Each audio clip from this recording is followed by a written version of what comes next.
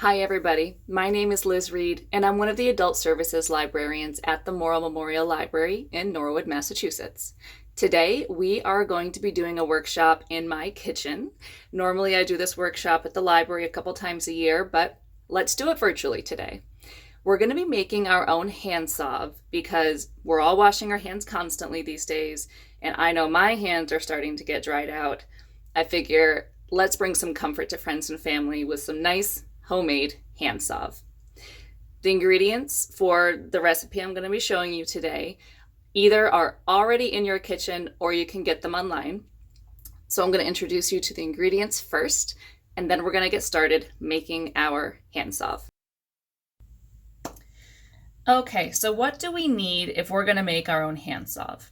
There are 3 basic ingredients you need. You need an oil, you need a vegetable butter, and you need some kind of wax. Technically, you can leave the wax out if you want to, but it's going to make it more shelf stable and it's going to make it more solid. So if it gets heated up, if it's left in a warm place, it's not going to start getting melty and runny. So the wax is going to help keep it more solid. Luckily for all of us, most of us have oil right in our kitchen that is perfect to use. And today I am going to be using my trusty extra virgin olive oil. This is great. It's actually very rich for your skin and absorbs very well. And that's what the oil does. You want the oil to absorb into your skin and moisturize over time. I'm also going to be using some almond oil only because I've had it for a long time. And pantry clean out is not just for dinner right now. It's also for my handmade products. So I'm going to use some of that just to use it up. And if you do want to splurge at all, if you are really getting into doing this and you kind of want to have some alternatives for your oil, also if you're concerned about allergy concerns at all, you might want to try out jojoba oil. I really, really like jojoba oil for being quite neutral. It doesn't have any kind of odor, and it's a nice rich golden color usually.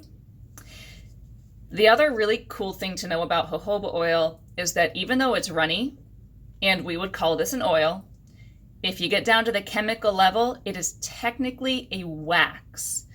That's very important to know because that means this is going to stay good on your shelf for years. It's going to stay good for a lot longer. It's more shelf stable.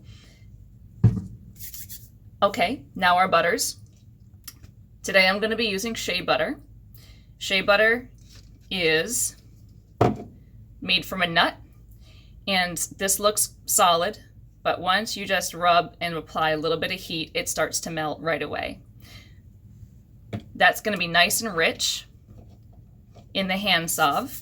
By the way, your hands are going to start getting ingredients all over them, so just prepare for some luxury while you're making your hand salve.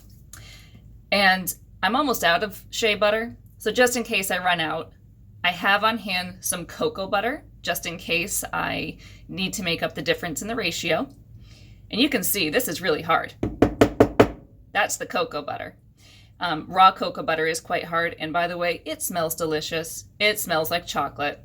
So perfect for the Easter time of year right now while I'm making my hand salve. But it's really great for winter. I really like cocoa butter in the winter time.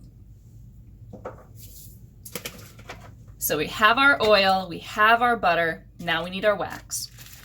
I prefer to use beeswax. You can buy it solid and then try to grate it down, or you can do what I'm doing and buy it in a pellet form. So you can very often find it in this nice pellet form. It will melt very well that way. And you'll see we will be melting on the stove top in just a minute. You'll find it in this yellow form. You can also find it in a white color wax. Either one will work. I just happen to have the yellow and it smells very lovely. And just to keep in mind, some people are vegan. In that case, vegans, you're going to want to look for Candelia wax. This is made from a shrub, so it is very sustainable and is completely vegetable based. Couple things to note about the Candelia wax though. It is harder and denser than the beeswax. So it is going to have a higher melting point. You're going to have to cook this for longer. You can't, it's hard to see, I think, on the screen, but it's very flaky. It's very brittle because it is very hard. So it just takes longer to fully melt. Keep that in mind. And just the nature of this wax, it absorbs more fully into the skin than the beeswax does. The beeswax is going to stay on the surface of your skin a little bit more. And so beeswax, if I have a choice, I prefer beeswax in the winter and maybe the Candelilla wax in the summer. I'm going to use beeswax today just because I know one of the gift recipients for my finished products today is going to be my little brother, who is a nurse. And talk about washing your hands constantly. He's really putting his hands through the ringer right now. So he's going to get beeswax. Finally, this is not necessary, but I like it just to spruce it up, give a little aromatherapy going on here.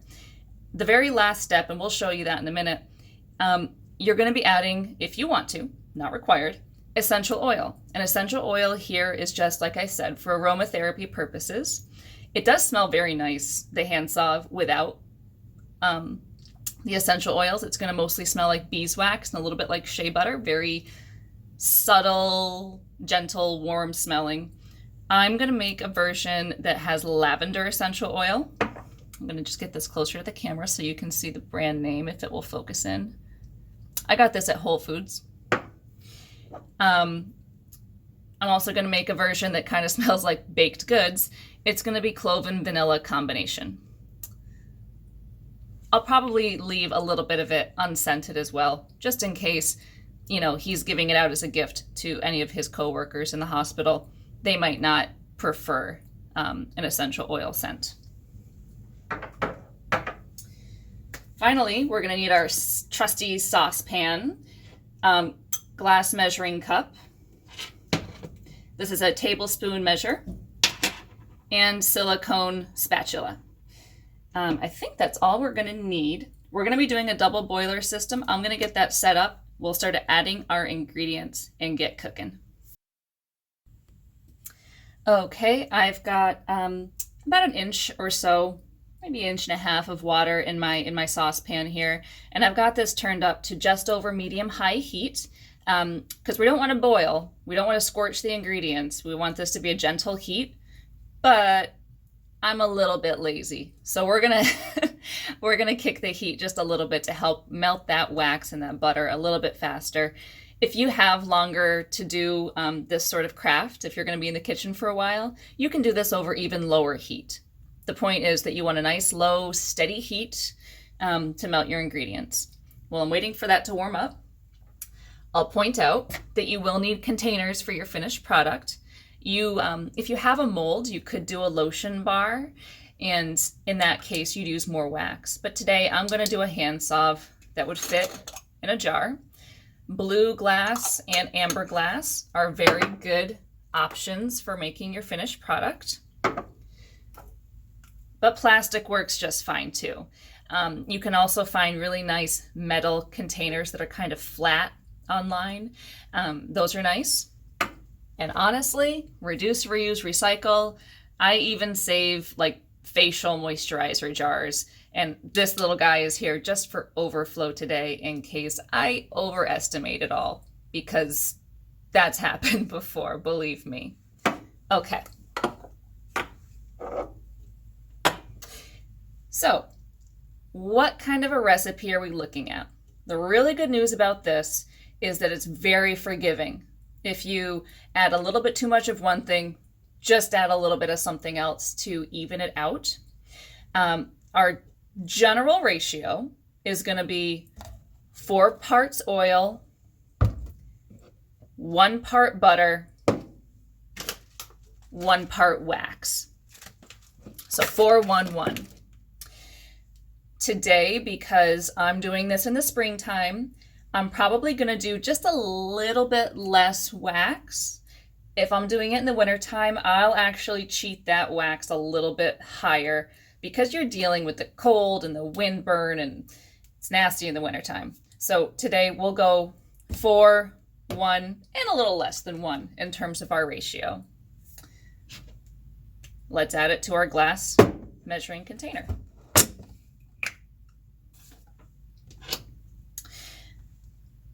So we are going to do 6 tablespoons to start out with, I believe.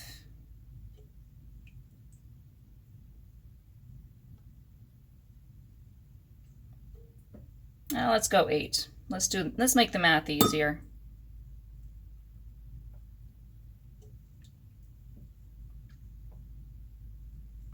And here's how forgiving it is. I've actually lost count. I think that this is tablespoon number 7. But if you were keeping track, you might be screaming at me right now. And that's part of the fun.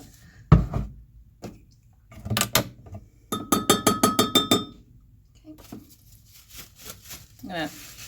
Because I don't have an unlimited supply of tablespoons, I'm just wiping this off.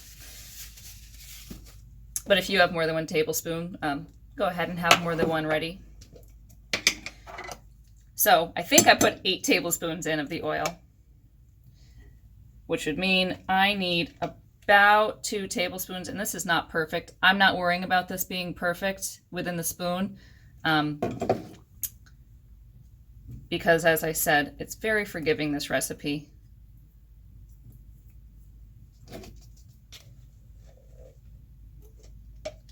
And we'll call that about 2. I know that it looks like I've got way more than a tablespoon on here, but I can see that there's open spaces underneath that in the spoon.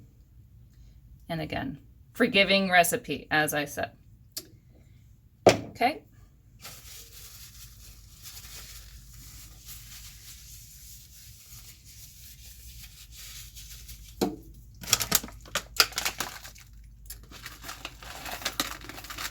And now here's our beautiful beeswax. But remember I said I'm going to go a little bit less.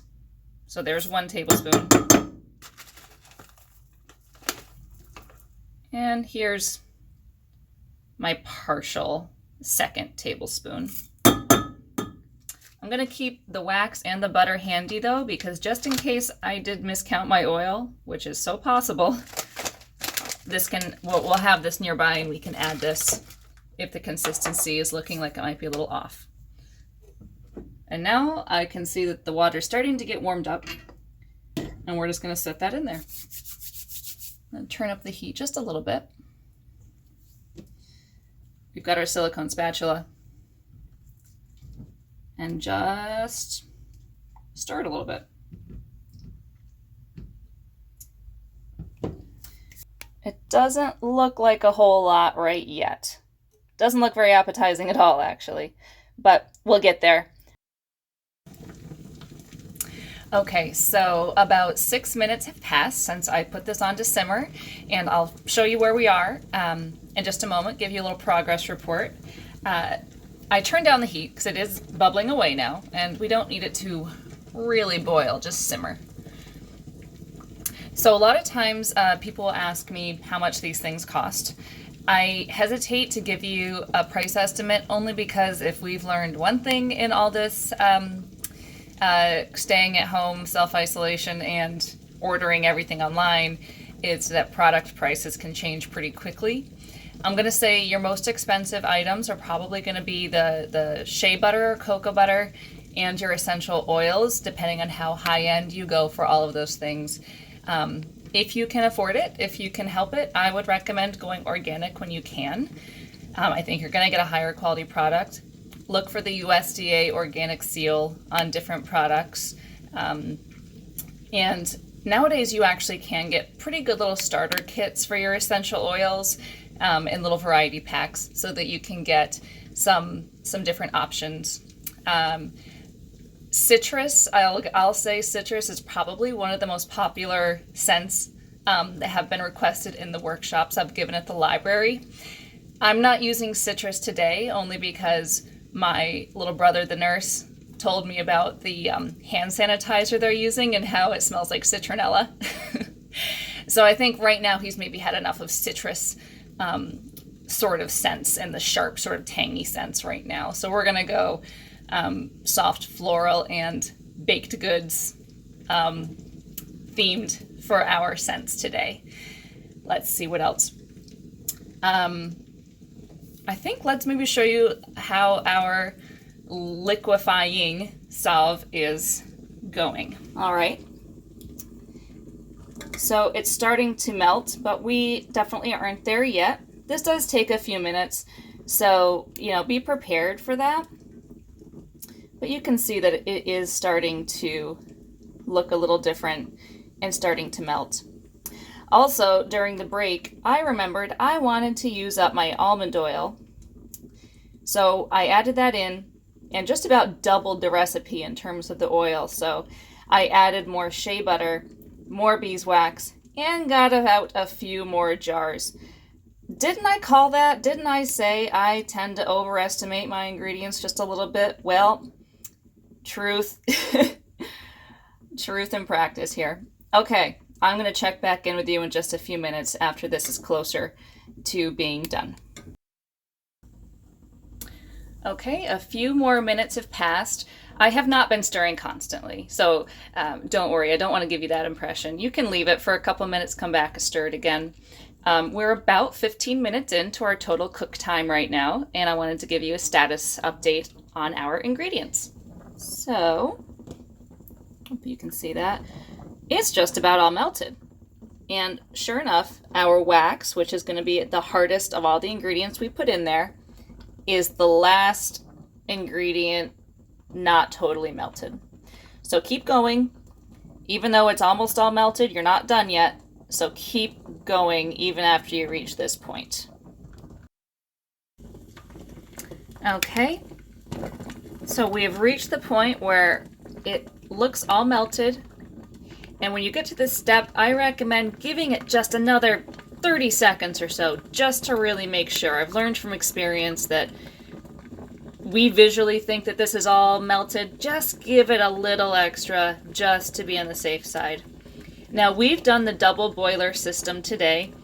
I wanted to mention, you can also do this in the microwave.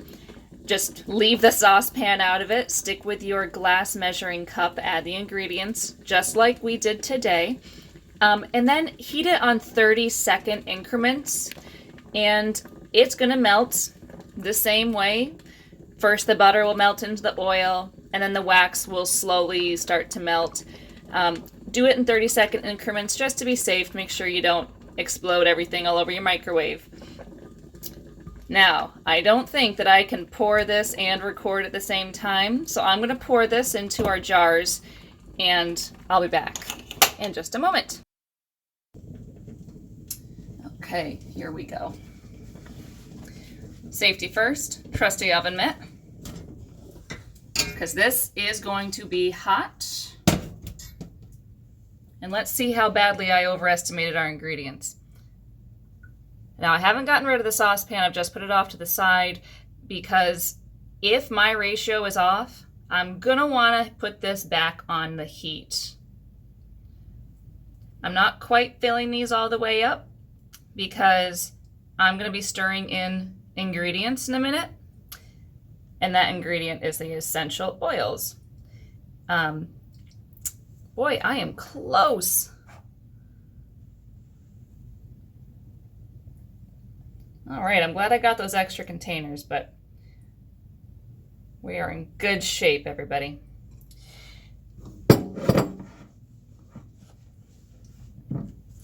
So if you rinse out your containers and wipe them out beforehand, please, please, please be careful that there's not water droplets left in here. You notice we didn't use any water today in our mixture. We only used oil, vegetable butter, and wax. And doing so makes this hand salve very shelf stable. It's going to last for quite a long time. I've used hand salve over a year before because I forgot about it, and it's been just fine. Once you introduce water to the equation, you make an environment that is more beneficial to bacteria to reproduce. And we don't want that. As soon as you start making something with water involved, you're going to have to get into refrigeration, and it's only going to last a couple of weeks. We want this to last a nice little good chunk of time because you're probably not going to use it all at once. We want this to last for months at least. So please be careful not to get any water into your mixture. Okay, this is starting to actually solidify already, so I'm going to grab my essential oils. And by the way, since I ended up accidentally making extra, I'm going to do some bergamot for myself. Bergamot is the flower that is used to give Earl Grey tea its very distinctive scent. So that's bergamot for you. And I'm going to do that one first, I think. Now, when you buy essential oil, it has this nice little dropper cap. All you need to do is turn it upside down and give it a shake, shake, shake. A few shakes.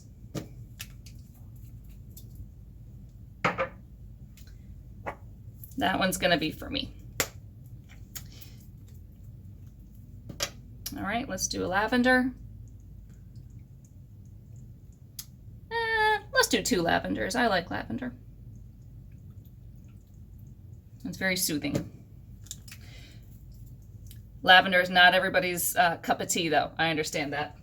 So, word to the wise, just because you like a scent doesn't mean everybody does. I've learned that one the hard way. All right, we're going to go vanilla. And once you start getting used to the scents and the different essential oils, there are some really fun combinations you can come up with. I really like clove, which we're using now. Clove with lemongrass is a really great combination. But as I mentioned before, we're staying away from anything sharp or citrus scented today because I know the recipients may not appreciate it just at the moment. All right, reduce, reuse, recycle. I'm just using chopsticks to stir.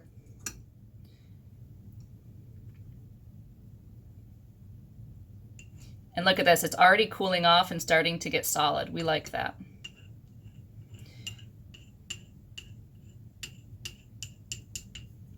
Flip that one around.